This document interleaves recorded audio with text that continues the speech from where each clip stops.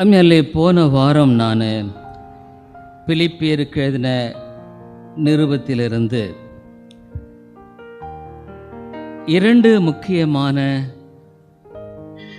சத்தியத்தினுடைய பக்கத்தை உங்களுக்கு நான் காண்பித்தேன். அதாவது ஒரு பக்கத்தை எடுத்துக்கொள்ளும் பொழுது 2 பக்கம் இருக்கிறது, ஃப்ரண்ட் சைட், பேக் சைட். இந்த கிருபையின் சத்தியமானது இந்த 2 காரியத்தை குறித்தும் தெளிவாய் போதிக்கிறது. நான் ஒரு காலத்தில் 17 வருஷம் ஒரு சபையில் இருந்தேன். ஆனால் என் வாழ்க்கையின் பல போராட்டங்களின் மத்தியில் நான் விழுந்து தடுமாறி வாழ்ந்து கொண்டிருந்த காலங்களில் தான் இந்த கிருபையின் சத்தியத்தை நான் அறிந்து கொள்ளும்படியாக ஆண்டவர் எனக்கு உதவி செய்தார், கிருபை செய்தார். இந்த கிருபையின் சத்தியம் என்பது நம்முடைய 2 கால்களைப் போல, 2 கைகளைப் போல, 2 கண்களைப் போல, தேவன் சர்வ வல்லமையுள்ளவர். அவர் இந்த உலகத்தை உண்டாக்கினவர். இந்த உலகத்தினுடைய நிகழ்வுகள் அனைத்தையுமே திட்டமிட்டு இந்த உலகத்தை செயலாக்குகிறார் என்பதை வேதம் தெளிவாக சொல்லுகிறார். சொல்லப்போனால் அவர் உலகமே உண்டாறதுக்கு முன்பாகவே எல்லாவற்றையுமே திட்டமிட்டுட்டார். இந்த உலகத்தில் அவர் உண்டாக்க போகிற சூரியனை குறித்து, சந்திரனை குறித்து எல்லாவற்றையும் திட்டமிட்டார். எல்லா மனிதர்களை குறித்தும் அவர் திட்டமிட்டார்.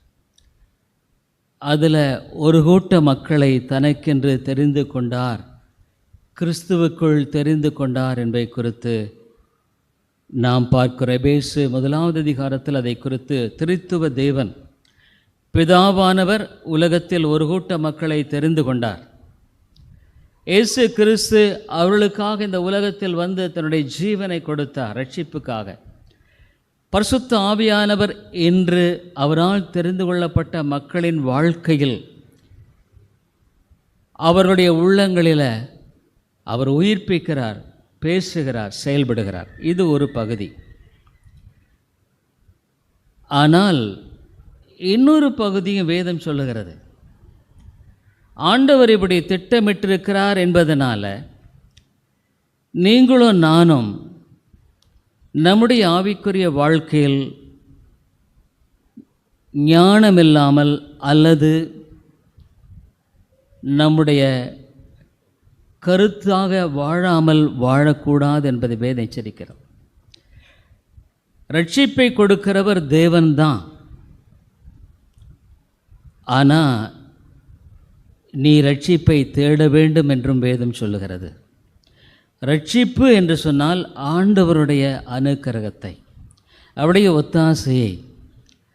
பிலிப்பியருக்கு நிருபத்தில் கடந்த வாரத்தில் அந்த காரியத்தை மையமாக வைத்து நான் உங்கள் மத்தியில் பேசினேன். மாலை கூட்டத்திலும் அதை குறித்து நான் பேசினேன்.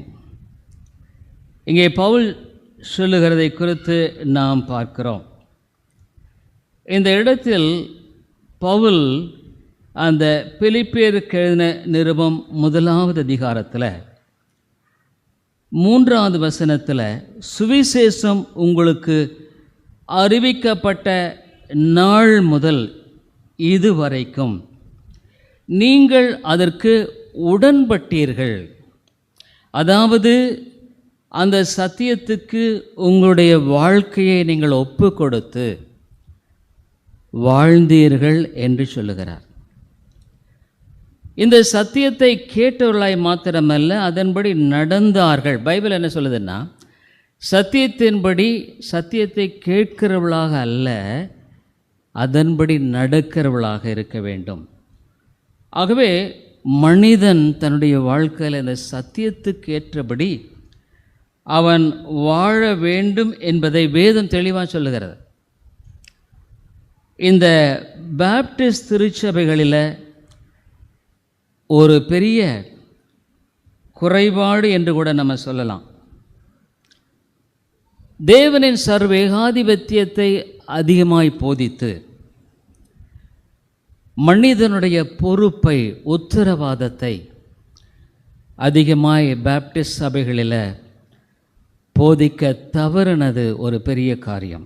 எல்லா சபை, நம்ம சபையிலும் கூட அதே தான் நான் சொல்கிறேன். அதாவது நீங்கள் பெந்தகோஸ்தே சபைகள் மற்ற சபைகளில் பார்ப்பீர்களானால் மனந்திரும்பலை குறித்து அதிகமாய் போதிப்பதில்லை. ஒரு சபையில் ஒருவேளை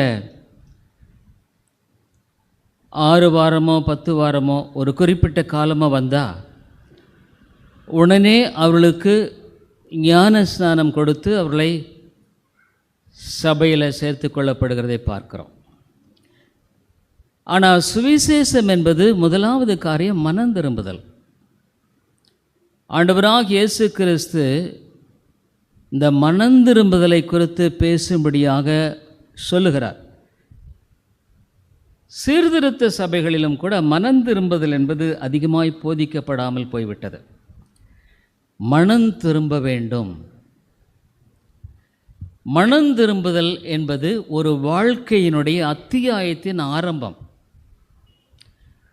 பைபிள் சொல்லுது, எபேசில் சொல்லப்படுகிறது, நாம் மனசும் மாம்சம் விரும்பினவங்களை செய்து வாழ்ந்து கொண்டிருந்தோம். ஒரு காலத்தில் அப்படி வாழ்ந்துட்டு இருந்த உண்மைதான். ஆனால் இப்போது நம்முடைய வாழ்க்கையில் அப்படி வாழக்கூடாது. மனம் திரும்புதலின் வாழ்க்கைக்குள்ளாய் நாம் பிரவேசிக்கிற ஒரு பிரவேசம் இது. அதாவது மனம் திரும்புதல் என்று சொன்னால், நான் இது நாள் வரைக்கும் வாழ்ந்த வாழ்க்கை முறை சரியில்லை, இனிமேல் நான் அப்படி வாழ மாட்டேன், ஆண்டவருக்கு பிரியமாய் வாழுவேன், ஆண்டவருக்கு ஏற்ற ஒரு வாழ்க்கையை நான் தெரிந்து கொள்வேன். இந்த பிலிப்பு திருச்சபை மக்கள் இந்த சுவிசேஷம் அவர்களுக்கு அறிவிக்கப்பட்டதிலிருந்து அந்த சத்தியத்துக்கு ஏற்புடையவர்களாக வாழ ஆரம்பிச்சிட்டாங்க. அவளுக்கு தெரியாது நான் தெரிந்து கொள்ளப்பட்ட நபரா தெரிந்து கொள்ளப்படாத நபரா தெரியாது, எனக்கும் தெரியாது, யாருக்குமே தெரியாது. ஆண்டவராக அந்த காரியத்தை செய்கிறார், மனிதன் செய்வதல்ல. நான் சத்தியத்தை தான் போதிக்க முடியும், நான் ஒரு ஆத்மா ரட்சிக்க முடியாது. ஆகவே ஆவியானவர் தான் சத்தியத்தை ஒரு ஆத்மாவில் அங்கே கிரியை செய்து உயிர்ப்பிக்க முடியும். ஆனால் என்னுடைய வாழ்க்கையில் ஆவியானவர் என்னில் கிரியை செய்யலைன்னா நான் மனம் திரும்ப மாட்டேன். இல்லை, என்னுடைய பொறுப்பு மனம் திரும்ப வேண்டும். மனம் திரும்புதல் உங்களுடைய என்னுடைய பொறுப்புங்கிறதையும் வேதம் சொல்ற, ரெண்டையுமே போதிக்கு. இதுதான் முழுமையான சத்தியம். இதனுடைய நம்ம பைபிள் ஸ்கூல் அந்த மெசேஜஸ் எல்லாம் கூட நீங்கள் பாருங்கள். இந்த 2 விதமான இந்த சத்தியத்தை வேதம் போதிக்கிறதை நம்ம அறிந்து கொள்ளும் பொழுது தான் ஆவிக்குரிய வெற்றியாய் நாம் வாழ முடியும். அதுதான் என்னுடைய வாழ்க்கையில் ஏற்பட்ட திருப்பம்.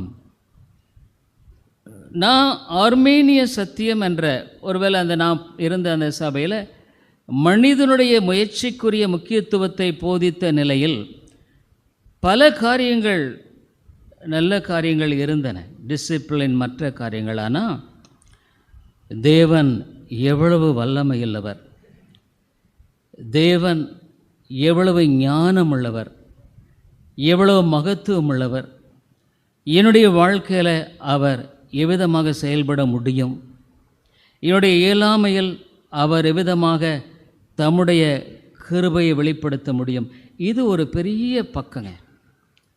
ஏன் நம்ம அநேக சமயத்தில் சோர்ந்து போகிறோம்? நம்முடைய காரியங்களை நாம் முன்னிறுத்தி செயல்படும் பொழுது மனித இயல்பு சோர்ந்து விடுகிறோம், தளர்ந்து விடுகிறோம்.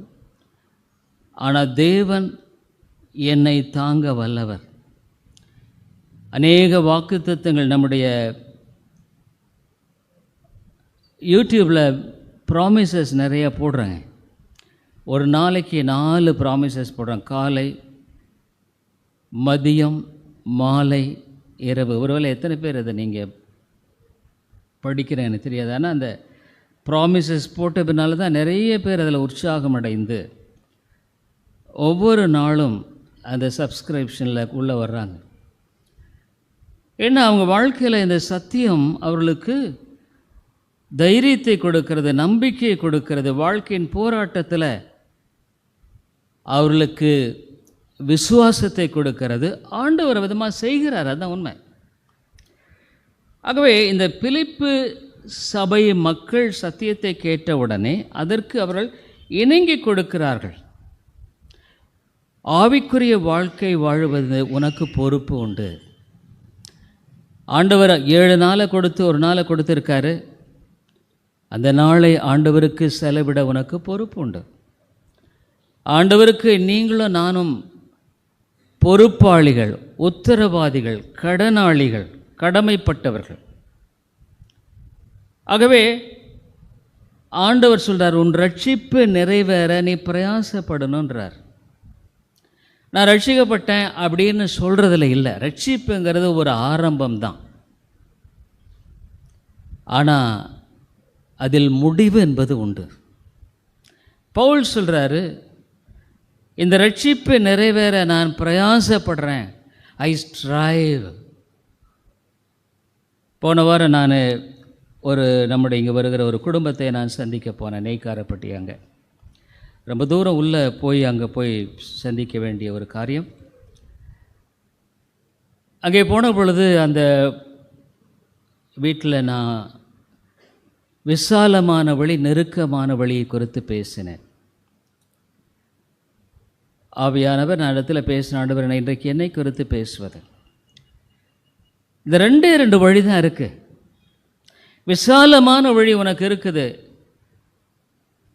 சர்ச்சுக்கு போனால் போகலாம், போகலைன்னா வேண்டாம்.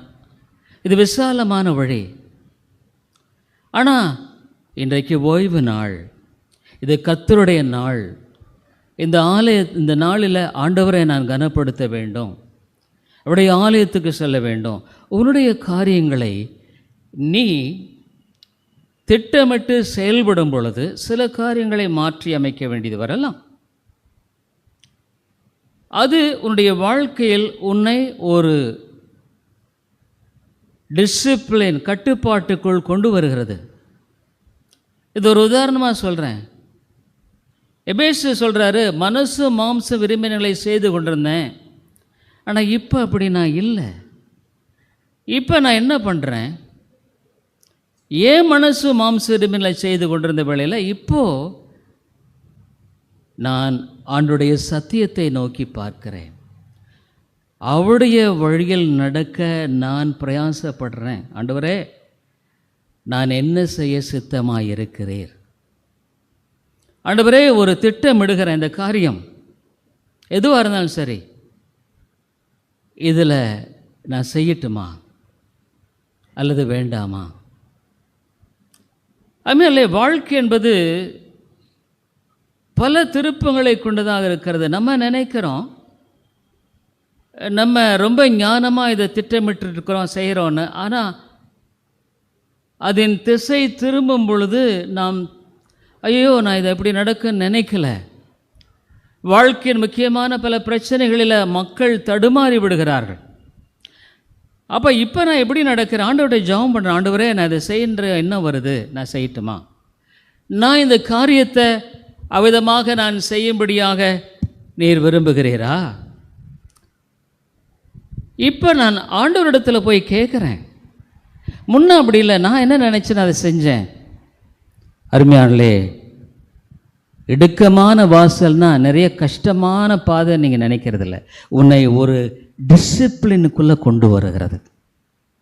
You bring under the Christian discipline. இதுதான் கிறிஸ்டியன் டிசிப்ளின்ங்கிறது. தேவனுடைய வார்த்தையின் அளவுகளில் கொண்டு வருகிறது. அப்போ ஆண்டவர் உன்னை பாதுகாக்கிறார், பராமரிக்கிறார். அவர் உன்னுடைய காரியத்தில் செயல்படுகிறார். நீ திட்டமிட்டு செய்த காரியத்தில் ஆண்டவர் இல்லாத பொழுது,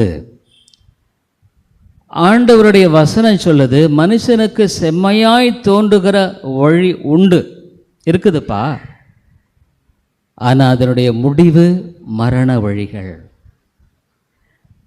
ஆனால் கர்த்தருடைய வழியை குறித்து வேதம் சொல்லுது, அது ஜீவனும் சமாதானமும். இப்போ 2 வழி தான் இருக்குது. நீ ஒன்று உன்னுடைய விருப்பத்தின்படி போயிட்டே இருப்ப. ஆனால் வேதம் என்ன சொல்லுது? விசாலமான வழி, முடிவு அழிவு. இடுக்கமான வாசல், முடிவு ஜீவன் சமாதானம்.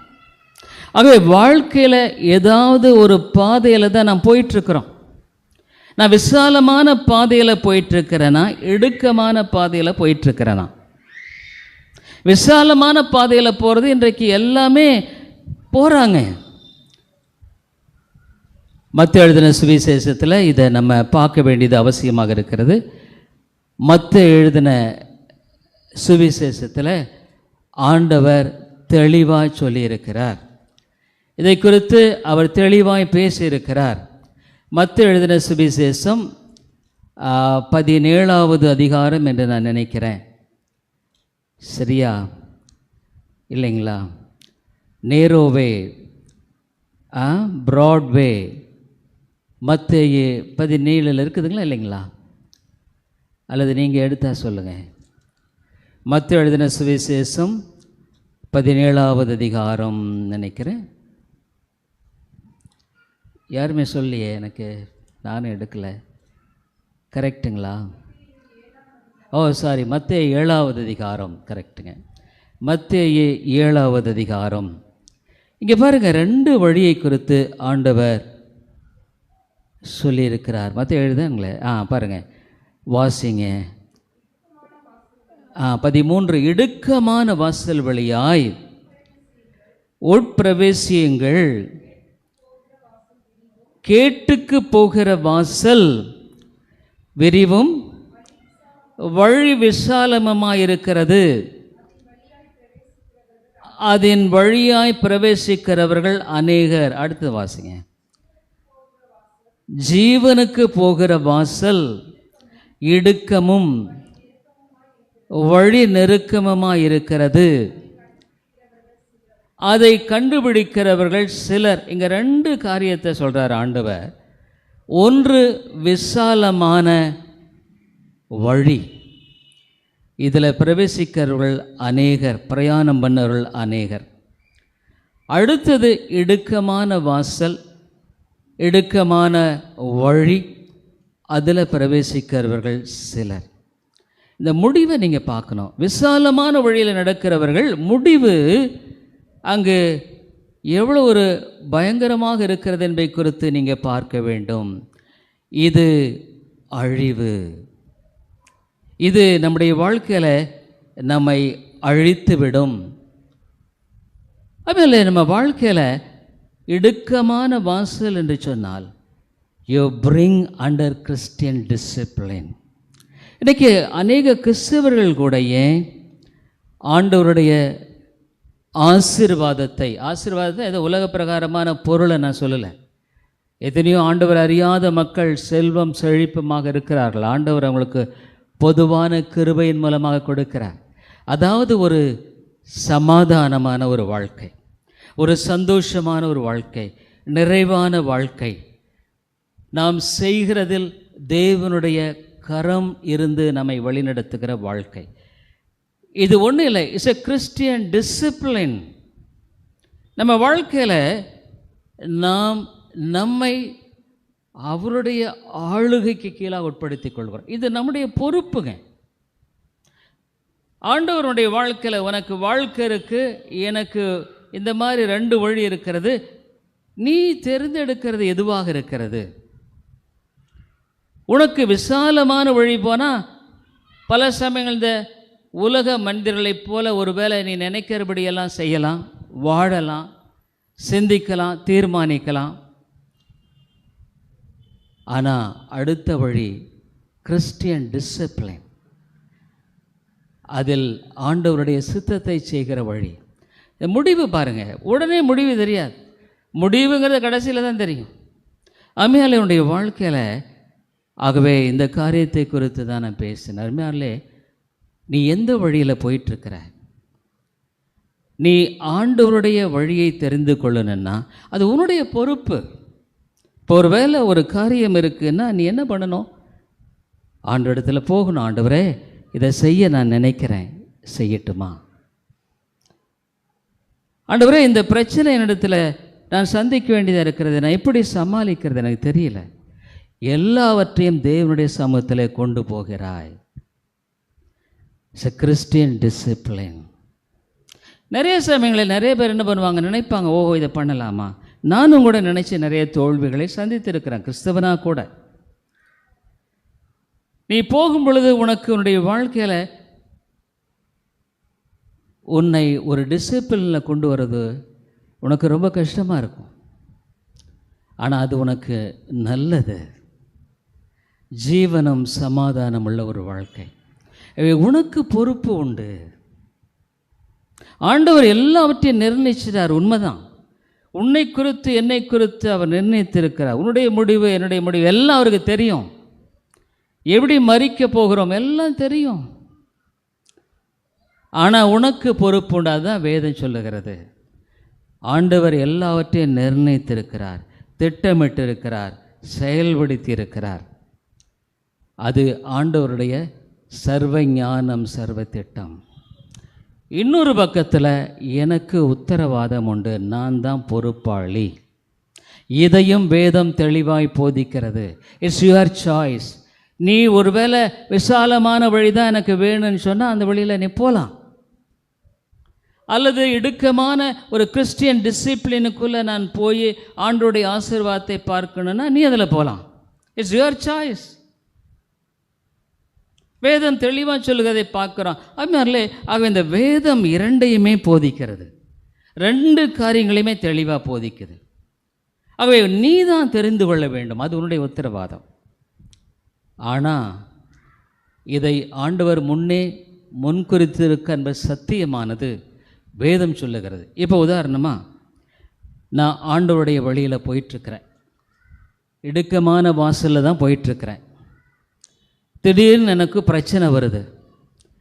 திடீரென்று எனக்கு பலவிதமான எதிர்ப்புகள் வருகிறது, போராட்டம் வருது. அப்போது ஆண்டவர் சர்வேகாதிபத்தியம் உள்ளவர். அவருடைய திட்டம் இல்லாமல் எனக்கு இது நேரிடவில்லை. அவருடைய திட்டத்துக்கு உட்பட்டது தான் இது. ஆகவே இதையும் ஆண்டவர் நன்மையாய் நடத்துவார் அப்படின்ற விசுவாசத்தோடு நம்பிக்கையோடு இந்த தேவனின் சர்வ ஏகாதிபத்தியம் உன் வாழ்க்கையில் கடந்து போக உதவி செய்கிறது. இல்லைன்னா என்னுடைய சொந்த வழியில் போகும் பொழுது காரியம் எல்லாம் நல்லா போனால் ரொம்ப சந்தோஷமாக இருக்கும். ஆனால் வேறு விதமாக போகும் பொழுது குழம்பி விடுவோம். அநேக சமயங்களில் நம்முடைய வாழ்க்கையில் சோர்ந்து விடுவோம், தளர்ந்து விடுவோம். ஆகவே சர்வ ஏகாதிபத்தியம் எனக்கு உதவி செய்கிறது. எப்படி? அவர் சர்வ ஞானம் உள்ளவர். அவருடைய வாழ்க்கையை திட்டமிட்டிருக்கிறார், அவர் பாதுகாக்கிறார், பராமரிக்கிறார். அவருடைய வழியில் நான் போகும் பொழுது நிச்சயமாக அவர் எனக்கு உதவி செய்வார். கர்த்தர் என் மேய்ப்பராயிருக்கிறார். அதுமாதிரி இந்த ரெண்டு வழியில் நீ எந்த வழியில் தெரிந்து கொள்கிறாய் என்பது உன்னுடைய கரத்தில் தான் இருக்கு, உன்னுடைய உத்தரவாதம். ஒருவேளை நீ உன்னுடைய சொந்த வழியை தெரிந்து கொள்வாயானால் நிச்சயமாக அது ஆசீர்வாதமாக இருக்காது. ஆனால் ஆண்டவருடைய வழியில் நீ தெரிந்து கொண்டு போயானால் அது நிச்சயமாக உனக்கு ஆசீர்வாதமாக இருக்கும். இந்த ரெண்டு உத்தரவாதத்தையும் சொல்லுகிறதை பார்க்கிறோம். இந்த பிலிப்பியருக்கு எழுதும் பொழுது பவுல் சொல்கிறார், இந்த ஆரம்பத்திலேயே இந்த ரெண்டையுமே சொல்லிட்டார். முதலாவது, நீங்கள் சத்தியத்துக்கு உடன்பட்டீங்க, இந்த சத்தியத்தின்படி வாழ உங்களை ஒப்பு கொடுத்தீங்க. அதுமாதிரி இந்த உலகம் உன்னை ரொம்ப முழுகடிச்சிடும். உலகம், நாம் கடந்த நாட்களில் 3 எதிரிகளை நாம் பார்த்தோம். உடைய ஆத்மாவுக்கு எப்பொழுதும் 3 எதிரிகள் இருக்கிறாங்க. ஒன்று பிசாசு. பிசாசு உன்னை பொய்களை நம்பி ஏமாற செய்வான். அவன் செஞ்சது அதுதான். ஆதாம் ஏவாளிடத்தில் போய் சொன்னான், நீங்கள் இந்த கனியை புசிக்கிற நாளில் ஆண்டவரை போல் ஆவீர்கள்னு சொன்னான். பொய் சொன்னான். ஆதாம் ஏவாள் கீழ்ப்படிந்த பொழுது அவர்கள் பாவத்தினுடைய விளைவுக்கு உட்படுத்தப்பட்டார்கள். அடுத்தது உலகம். உலகம் தேவை இல்லைன்னு நான் சொல்லலை, ஆனால் உலகமே உன்னுடைய கடவுளாக இருக்கக்கூடாது. உலகம், பணம் அல்லது வேறு ஏதாவது உனக்கு விக்கிரகமாக இருக்கக்கூடாது. இதுதான் உலகம் என்று சொல்லும் பொழுது பல காரியங்கள். உலகத்திலும் உலகத்தில் உள்ள வெளியிலும் அன்பு கூறாதிருங்கள்.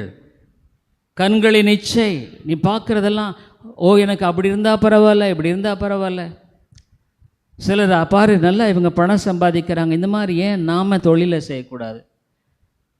இந்த காரியத்தில் இப்படி இருக்கிற உனக்குன்னு ஆண்டவர் கொடுத்துருக்கிறதுல நீ ஞானமாக நடந்தால் நிச்சயமாக உன் வாழ்க்கை ஆண்டவர் அழகாக கட்டுவார். சிலர் பார்த்தீங்கன்னா அங்கே நல்ல வியாபாரம், செருப்பு கடை நடக்குதுன்னா அடே நம்ம இந்த செருப்பு கடை மாதிரி வச்சுருந்தா பரவாயில்ல போலையே. அல்லது இன்னொருத்தர் நிறைய பணம் ஒரு சுலபமான வழியில் ஏதோ ஒரு பிஸ்னஸாக இருக்கும், அதை சம்பாதிக்க பார்க்கும் பொழுது இப்படி செஞ்சால் பரவாயில்ல போல இருக்குதே. அதுமாதிரி உன்னுடைய வாழ்க்கையில் உலகம் கடவுளாக இருக்கக்கூடாது, உனக்கு சர்வெண்ட்டாக தான் இருக்கணும். கண்களின் இச்சை, மாம்சத்தின் நேர்மை, ஜீவனத்தின் பெருமை என 4 பேர் மதிக்கணும். 4 பேருக்கு முன்னால் நான் உயர்வாக இருக்கணும். மற்றவர்கள் என்னை மதித்தா என்ன, மதிக்கலைன்னா என்ன, அது எனக்கு ஒரு இதை உதவி செய்ய நினைக்கிறீங்களா? உதவி செய்ய. அதனால தான் இன்றைக்கி நிறைய பேர் பிரச்சனையில் மாட்டிக்கிறாங்க. மற்றவர்கள் என்னை பற்றி என்ன நினைப்பாங்கிறத விட கடவுள் என்னை பற்றி என்ன நினைக்கிறாருன்னு யோசனை பண்ண. கடவுள் என்னை பற்றி என்ன யோசிக்கிறார், ஆண்டவர் என்னை பற்றி என்ன யோசிக்கிறார், அதுதான் முக்கியம். மற்றவர்கள் என்னை பற்றி யோசிக்கிறார்ன்றதில் ஒரு பிரயோஜனம் இல்லை, ஒரு பைசாவுக்கு பிரயோஜனம் இல்லை. அவங்களுக்காக நீ ஏன் வாழ்கிற? அவங்களுக்காக நீ அதையும் இதையும் ஏன் செய்ய பார்க்குற? உனக்காக நீ வாழ். பிசாசு முதலாவது இந்த கிறிஸ்டியன் டிசிப்ளினை வாழ விடமாட்டான். 2வது உலகம். 3வது மாமிசம். நம்முடைய சொந்த பழைய ஆள் இருக்கான் பார்த்தீங்களா, அதெல்லாம் சாதாரணமாக மாற்றப்பட முடியாது. நீ இயேசுவின் பிள்ளையான உடனே உன் சுபாவம் மாறாது. ஒரு சிலர் இயற்கையாகவே பொறுமையாக இருப்பாங்க, அவங்களுக்கு கொஞ்சம் கடந்து போகிறது ஈஸியாக இருக்கும். ஆனால் ஒரு சிலர் ரொம்ப கோபக்காராக இருப்பாங்க, எது எடுத்தாலும் கோபம் வந்துடும். அவங்கெல்லாம் ரொம்ப ரொம்ப பிரயாசப்படணும். வேதம் என்ன சொல்லுது? மாம்சத்தின் கிரிகளை அழித்தால் பிழைப்பீர்கள். அதை அழிக்கணுங்க. நீங்கள் உன் பழைய மனுஷன் இருக்கான், பழைய மனுஷன் சுபாவம் இருக்குது பார்த்தீங்களா? ஆவியின்படி வாழ்கிறவர்கள் ஜீவன் சமாதானம், மாம்சத்தின்படி வாழ்கள் மரணம், ஆத்ம மரணம். ஆகவே உன்னுடைய பழைய சுபாவத்தையெல்லாம் நீ மாற்றணும், மாற்றிக்கொண்டே இருக்கணும். அப்படியே நீ வாழ்ந்து கொண்டே இருப்பாயானால் அது இடுக்கமான வாசலில் நீ போகிறது, டிசிப்ளினுக்குள்ளே நீ போகலை. நீ என்ன பண்ணணும்? பழைய மனுஷன், இந்த பழைய பாவ சுபாவம் உனக்கு வரும். அது வேறு பொருளாசையாக இருக்கலாம், அல்லது கோபமாக இருக்கலாம், அல்லது மாம்ச இச்சையாக இருக்கலாம், கண்களின் நிச்சயாக இருக்கலாம். ஏதாவது ஒரு பாவம் அதை நீ என்ன பண்ணணும்? அடக்கி ஆள பழகணும். இதுதான் வேதம் சொல்லுது. சாங்டிஃபிகேஷனை அடக்கணும். இது உன்னுடைய பொறுப்பு. தேவ ஒத்தாசையை தேடி நீ அடக்கணும். இது 2ஐயும் வேதம் சொல்லுதுங்க. ஆண்டவர் என்ன பலப்படுத்தலைன்னு சொல்ல முடியாது, உன்னுடைய பொறுப்பு. அவை வேதம் இவ்வளவா தெளிவாக சொல்லுகிறது. இந்த சுவிசேஷத்துக்கு உடன்பட்டதை குறித்து நாம் சில காரியங்களை பார்க்கலாம். அந்த பிலிப்பியர் 1:3 சொல்கிறார், அவர்கள் உடன்பட்டவர்களானபடியால். முதல் காரியம் நம்ம பார்க்குறோம், அவர்கள் சுவிசேஷத்துக்கு என்ன பண்ணாங்க? உடன்பட்டார்கள். கேட்டது மாத்திரமல்ல, அதன்படி நடக்க ஒப்பு கொடுத்தார்கள். இதுதான் முக்கியம். இந்த வேதத்தில் இருக்கிற பிரச்சனை என்ன தெரியுங்களா? அந்த சத்தியத்தின்படி கேட்கிறவர்கள் அநேகர், ஆனால் உடன்படுகிறதில்லை. நீ சத்தியத்தை கேட்கறதில்ல பிரயோஜனம், நீ உடன்படணும். அது உன்னுடைய பொறுப்பு. உடன்படலைன்னா அதற்குரிய விளைவை நீ தான் அறுக்கணும். வேதம் தான் சொல்லுது, நீ எதை விதைக்கிறிய நீ அறுப்பணும். முதலாவது காரியம் தான் பவுல் சொல்கிறாரு இந்த இடத்துல. 1வது அதிகாரம், பிலிப்பியர் 1வது அதிகாரம் 3வது வசனம் இவ்விதமாய் சொல்லுகிறதை பார்க்க, உடன்பட்டவர்களானபடியால். ஆமையால் இந்த வேதத்தின்படி வாழ நீ பிரயாசப்படணும். வேதத்தின் அளவுகளில் வாழ பிரயாசப்படணும். அவங்க சொல்கிறாங்க, இவங்க சொல்கிறாங்க, அவங்க நினைப்பாங்க, இவங்க என்ன நினைப்பாங்க, அது உன்னுடைய வேலை அல்ல. நீ செய்ய வேண்டியது, ஆண்டவர் என்னை பற்றி என்ன நினைப்பார் அதை யோசி. நான் இந்த காரியத்தை செய்கிறேனே, ஆண்டவர் என்ன குறித்து என்ன நினைப்பாரா, சரின்னு சொல்லுவாரா, தப்புன்னு சொல்லுவாரா, அதை நீ யோசிப்பாயானா நீ பிழைப்பதற்கு வழி உண்டு. அதை யோசிக்காமல் போனால் அது நிச்சயமாக அழிவின் பாதை தாங்க. முதலாவது இந்த மக்கள், இந்த பிலிப்பு பட்டணம், நான் போன வாரத்துக்கு முந்தின வாரம் இந்த பிலிப்பு சபை எப்படி உருவானது என்பதை குறித்து சொன்னேன். அந்த பிலிப்பு சபையினுடைய உருவாகுதலை குறித்து நான் உங்களிடத்தில் பேசினேன். பவுல் எப்படி அங்கே போய் ஊழியம் செய்தார். அப்பொழுது இந்த சத்தியத்தை கேட்ட பொழுது முதலாவது அவர்கள் உடன்பட்டார்கள். உடன்பட்டவர்களானபடியால் என்றால் என்ன? ரெண்டாவது கேள்வி, அந்த சத்தியத்துக்கு தன்னை ஒப்பு கொடுத்து வாழ்ந்தார்கள். இதுதாங்க வித்தியாசம். நீ இந்த சத்தியத்துக்கு ஒப்பு கொடுத்து வாழுகிறாயா இல்லையா? அதுதான் உன்னுடைய பொறுப்பு. கிருபையின் சத்தியம் என்று சொல்லிக்கொண்டு தேவனின் சர்வ ஏகாதிபத்தியத்தை சொல்லியே பிரயோஜனம் இல்லை. கிருபையின் சத்திய சபைகளில் ஏங்க ஆட்கள் அதிகமாக இருக்கிறதில்ல? ஏன்? உன்னுடைய பொறுப்பை உணர முடியாது. அது பொறுப்பு அதிகமாக போதிக்கப்படாமையே போயிடுச்சு. உனக்கு பொறுப்பு உண்டு. ஆத்தும ஆதாயம், நம்ம சபையில் ஆத்துமாக்கள் வரணும். ஆத்தும ஆதாயத்தை ஆண்டவர் எனக்கு தாரும். ஆண்டவர் சொல்லியிருக்கார், சர்வ சிருஷ்டிக்க சுவிசேஷ பிரசங்கி, மற்றவர்களை ஆதாயப்படுத்த. தேவன் அவருடைய கட்டளைகளுக்கு கீழ்ப்படுகிறது, அவருடைய கட்டளைகளுக்கு உட்படுகிறது.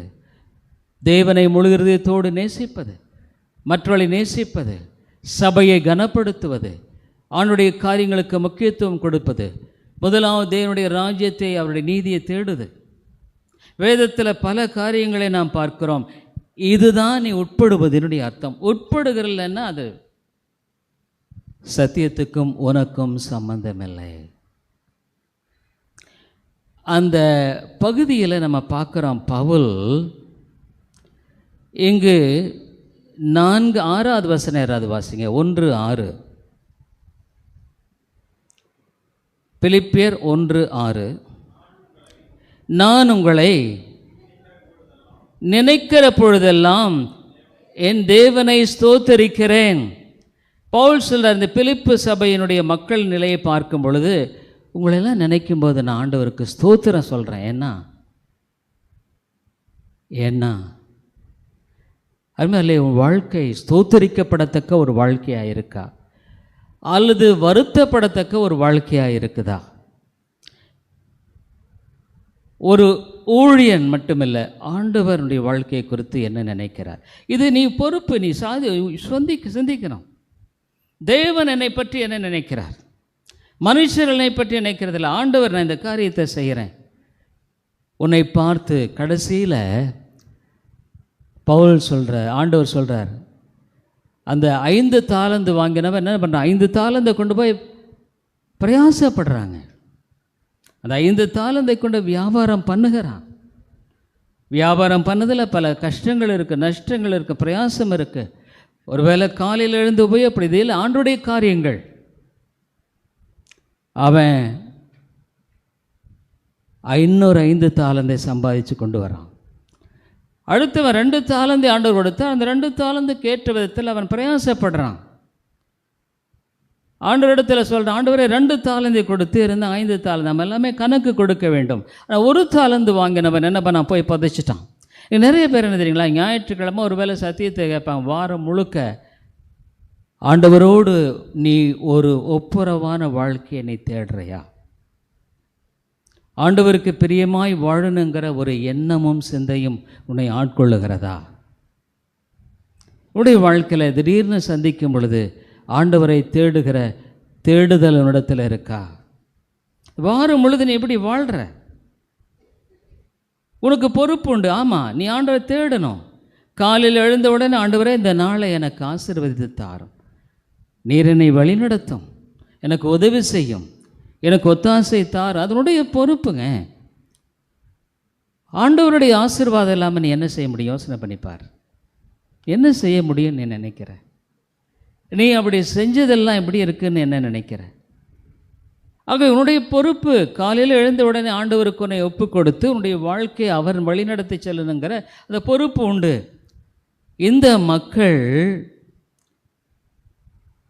ஸ்தோத்தரிக்கப்படத்தக்கவர்களாய் காணப்பார்.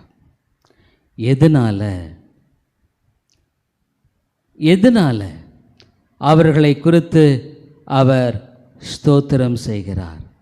7வது வசனத்தில் பார்க்குறோம், கிருபையில் பங்குள்ளவர்களானதால். நீங்கள் இந்த கிருபைக்கு பங்குள்ள பார்த்தீங்களா? ஆண்டவருடைய ஒத்தாசைக்கு பங்குள்ளவர்களானீர் இல்லைங்களா? ஆண்டவருடைய அந்த பரத்தின் அவருடைய உதவிக்காக, தயவுக்காக, இரக்கத்துக்காக, அன்புக்காக நீங்கள் உடன்பட்டீர்கள்.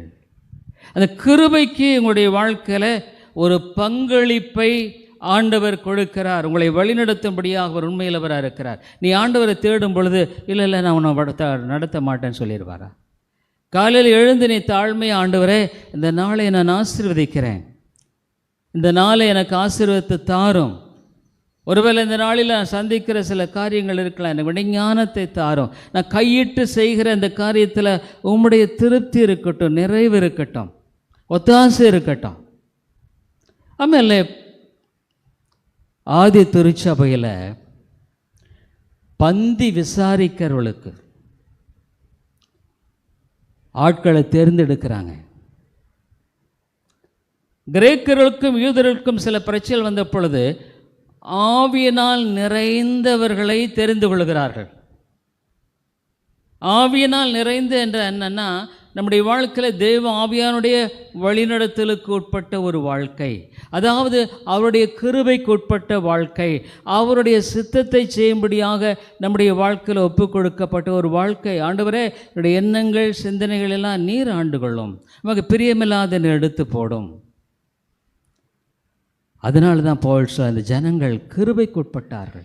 சுவிசேஷத்துக்கு உட்பட்டவர்கள், அவனுடைய கிருபைக்கு உட்பட்டவர்கள், அவனுடைய பராமரிப்புக்கு உட்பட்டவர்கள், அவனுடைய பாதுகாப்புக்கு உட்பட்டவர்கள், அவனுடைய தயவுக்கு உட்பட்டவர்கள். ஆண்டவருடைய கிருபை அவர்களோடு இருக்கும், அவர்களை பலப்படுத்தும், அவர்களை வழிநடத்துவார். அவர்கள் கையிட்டு செய்கிறதில் ஆண்டவர் ஆசீர்வதிப்பார். நிறைவு இருக்கும், சமாதானம் இருக்கும், சந்தோஷம் இருக்கும்.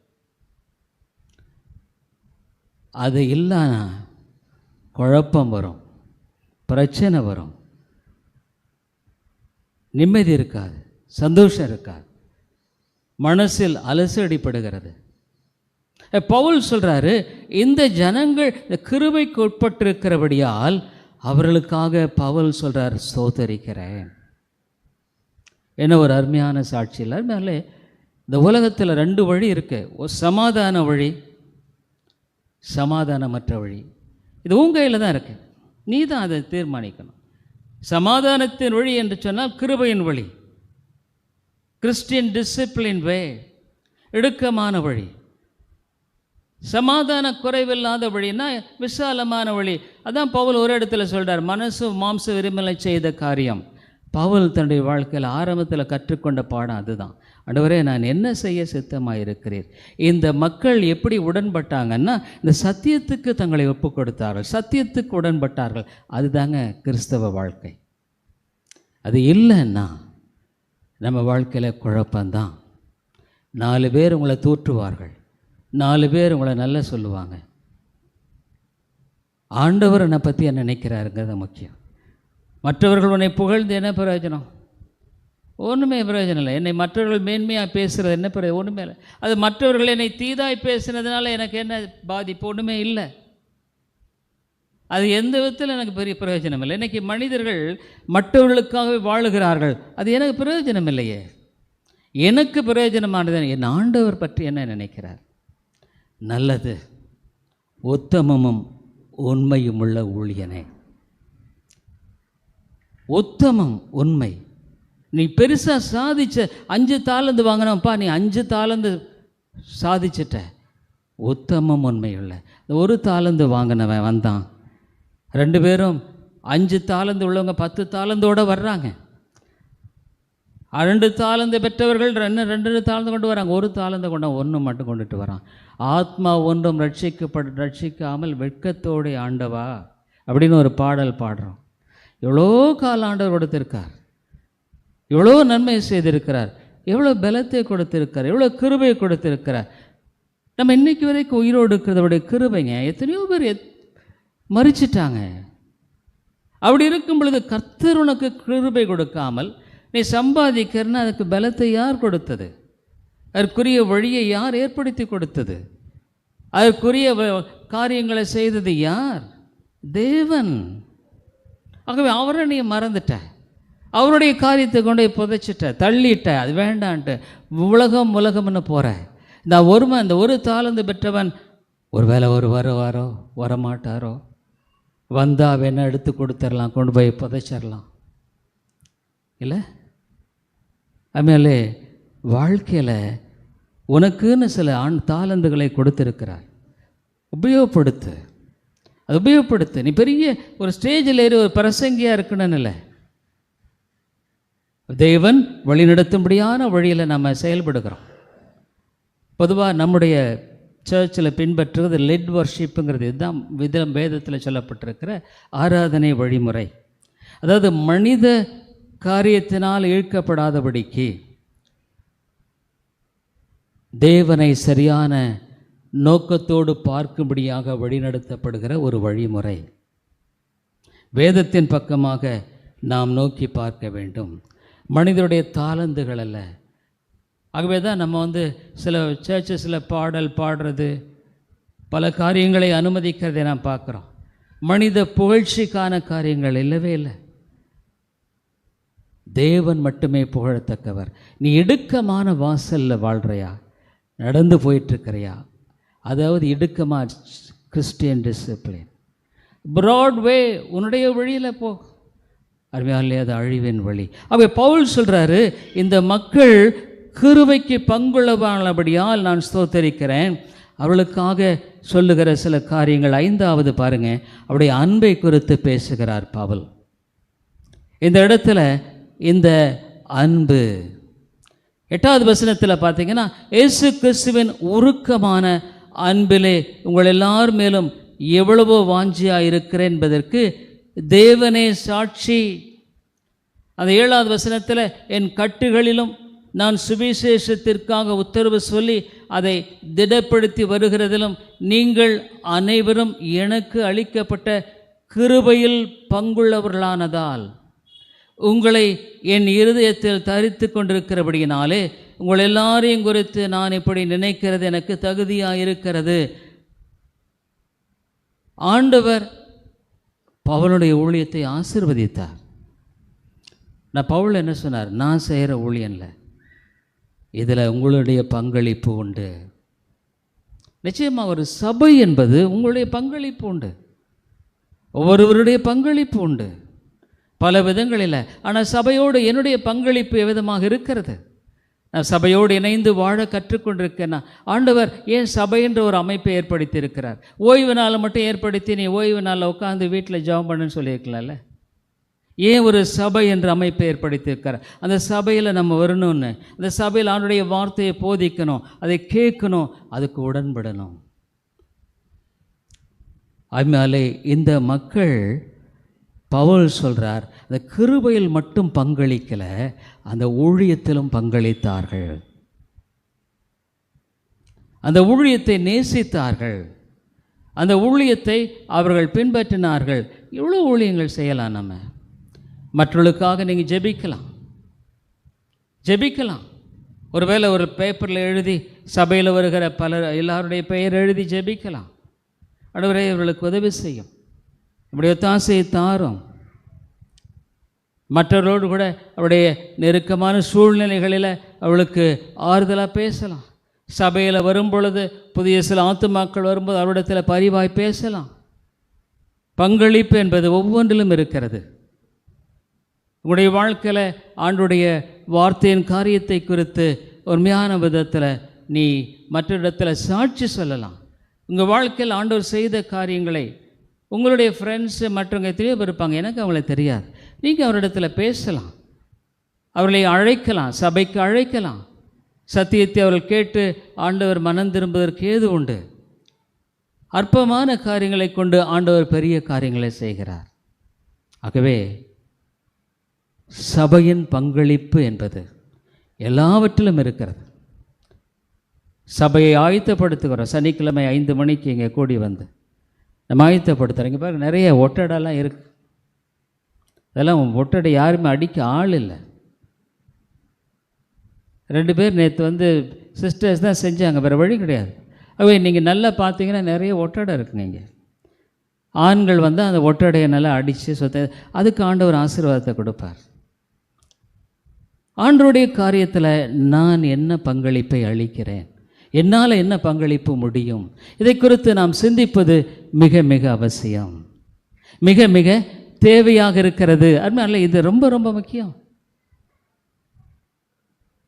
அன்பை பற்றிய ஒரு அருமையான சாட்சி பார்க்குறோம்ல. ஊழியனுக்கும் சபை மக்களுக்கும் அன்பு. ஏதோ ஞாயிற்றுக்கிழமை வந்துட்டு போகிறதில்ல. இது ஒரு குடும்பம். சபை என்பது ஆண்டவருடைய குடும்பம். அந்த குடும்பத்தில் ஊழியக்காரன் தலையில்லை, ஆண்டவர் தான். ஏங்க ஆதி திருச்சபையில் ஐக்கியத்தை பற்றி பேசுகிறார்? நிறைய சமயங்களில் சீர்திருத்த சபைகள் மற்ற சபையெல்லாம் சொல்ல டைம் இல்லை.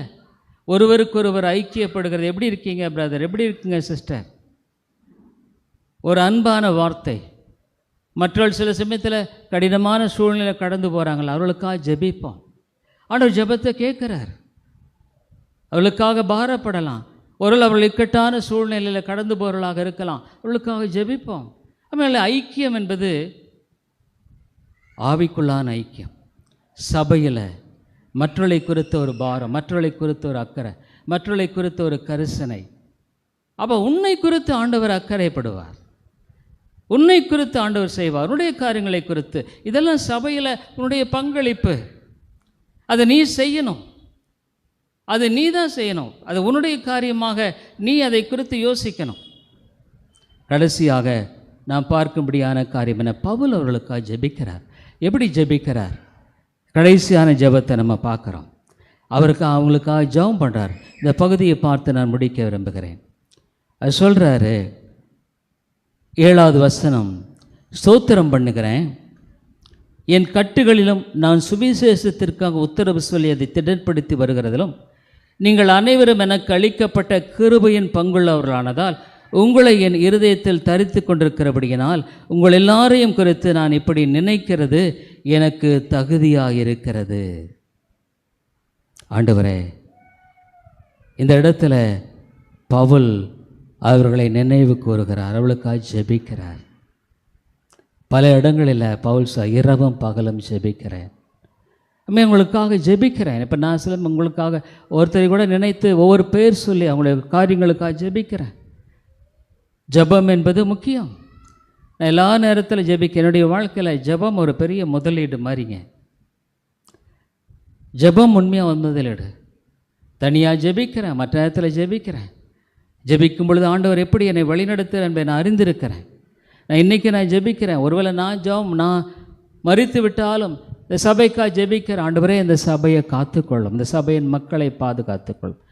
அவருடைய வாழ்க்கையில் பேசணும் ஆண்டவரே, அவருடைய வாழ்க்கையில் உம்மை நம்பி வாழக்கூடிய அந்த விசுவாசத்தை தாரும். ஒருவருக்காக ஜெபிக்கிறேன். ஒரு நான் போகும் பொழுது வரும் பொழுது ஜெபிக்கிறேன். ஏன்? அது ஒரு இன்வெஸ்ட்மெண்ட்.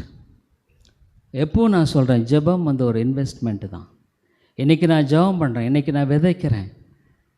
அது நல்ல விதை, ஆவிக்குரிய விதை. ஜெபம் கூட ஒரு விதை போல தான். இன்றைக்கி நீ ஜெபம் பண்ணுற, ஆண்டவர் அழகாக ஏற்ற விலையில் செய்வார். சோர்ந்து போகாமல் ஜெபி, உடைய பிரச்சனையில் ஆண்டவரிடத்தில் கொண்டு வா.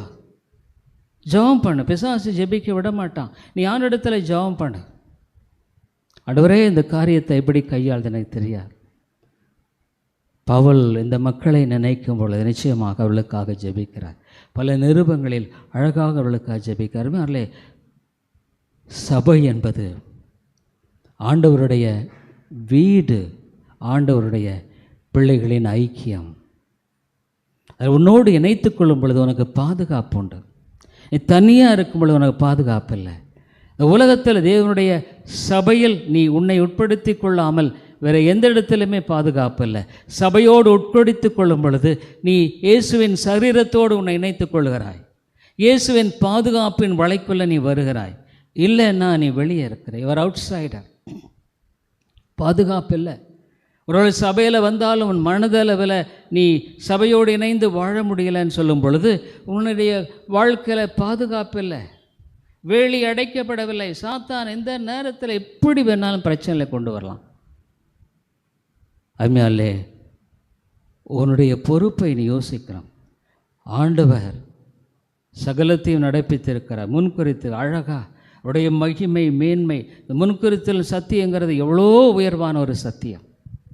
ஆனால் உனக்கு பொறுப்பு இருக்கு. நீ தான் உன்னை அந்த டிசிப்ளின் பாத்துக்களை கொண்டு போகணும். அடக்கி ஆள கற்றுக்கொள்ளணும். மாம்சத்தினிகளை அழி. மாம்சம் சொல்லும், இல்லை அதை பண்ண இதை பண்ண, உன் மனசு விரும்புது இதை பண்ண. இல்லை இல்லை இல்லை, நான் ஆண்டவருடைய வழியில் தான் அவனை ஒப்பு கொடுப்பேன். சிலுவையில் மரித்த அந்த ஆண்டவருடைய அன்பு எவ்வளோ மேலே. கிறிஸ்தவ வாழ்க்கையிலங்க வேதம் என்ன சொல்லுதுன்னா, நம்முடைய வாழ்க்கையில் சோதனைக்கு உட்படாதபடிக்கு விழித்திருந்து ஜெபம் பண்ணுங்கள். அவரவர்கள் தன் இச்சையினால் எழுப்புண்டு சோதிக்கப்படுகிறார்கள். இச்சை என்னது? பின்னால் கர்ப்பம் தரித்து பாவத்தை விளைவிக்கிறது.